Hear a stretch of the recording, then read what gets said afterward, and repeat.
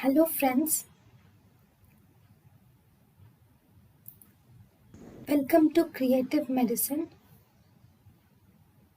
In this lecture, we will learn about. Hello friends, what is the vasopressor of choice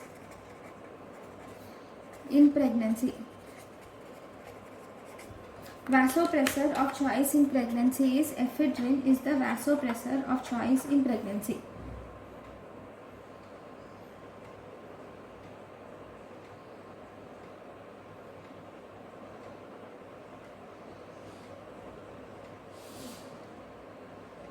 So, see, ephedrine will have actually what vasopressors do.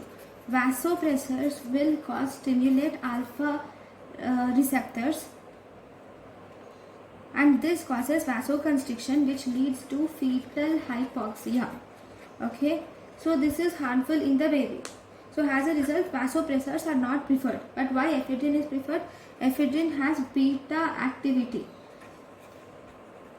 It has beta 2 adrenergic activity, and because of that it causes vasodilatation. So as a result, ephedrine is considered as vasopressor of choice in pregnancy for treatment of hypotensive complications. Thank you for watching. Thank you and thank you for watching.